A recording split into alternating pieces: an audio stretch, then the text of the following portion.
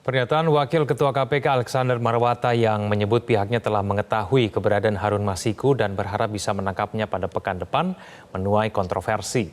Mantan penyidik KPK Yudi Purnomo menyebutkan pernyataan Alexander Marwata tersebut justru menguntungkan Harun Masiku.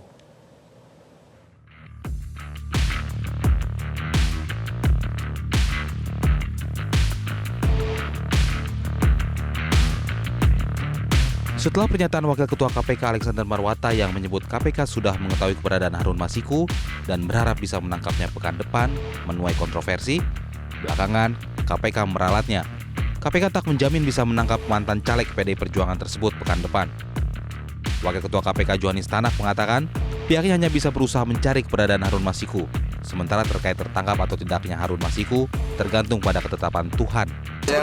Yang bisa membuat suatu kepastian itu hanya Tuhan. Kita itu manusia hanya berusaha. Ya.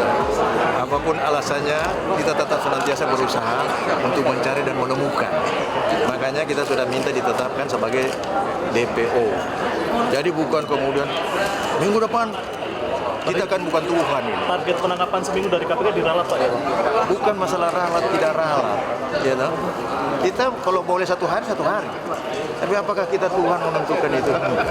Progresnya saat ini seperti apa? Yang jelas kita senantiasa berusaha untuk mencari dan menemukan pelaku tindak pidana korupsi di negeri ini, siapapun dia. Sementara itu mantan penyidik KPK Yudi Purnomo mengatakan pernyataan Alexander Marwata yang menyebut KPK mengetahui keberadaan Harun Masiku dan berharap bisa menangkapnya pekan depan kontraproduktif. Yudi menilai pernyataan Alexander Marwata justru menguntungkan Harun Masiku yang merasa keberadaannya sudah diketahui sehingga bisa berpindah tempat persembunyian. Pernyataan atau statement dari Pak Alexander Marwata ini ya justru menguntungkan Harun Masiku ya, bahwa ternyata posisi Harun Masiku dimanapun dia berada saat ini itu sudah diketahui oleh penyidik KPK, sehingga dia tentu akan keluar dari persembunyiannya untuk mencari persembunyian yang lain. Dan kita tahu bahwa titik psikologis dari seorang koruptor buronan itu sekitar 1 tahun ya. Nah setelah itu ya kita lihat bahwa ternyata jejak-jejak dari Harun Masiku pun tidak bisa ketahuan sampai sekarang. Jadi kalau misalnya ada pun petunjuk ya, kalau seperti ini dengan pernyataannya itu justru malah akan membuat Harun Masiku ya semakin bersembunyi dan tidak akan keluar dari persembunyiannya ataupun malah berpindah. Kita tahu bahwa kalau ingin menangkap buronan, maka satu sistem yang kita cari adalah melalui orang terdekatnya ataupun melalui orang-orang yang menyuplai keuangannya. Ya jadi Harun Masiku ini tidak mungkin dia sendirian, pasti ada orang yang menyembunyikan dan juga mengalirkan sejumlah uang ya, baik itu untuk tempat tinggal, untuk makanan dan lain sebagainya. Jadi sekali lagi saya sangat menyesalkan adanya statement seperti itu. Harun Masiku merupakan tersangka kasus dugaan suap terhadap mantan komisioner Komisi Pemilihan Umum Wahyu Setiawan.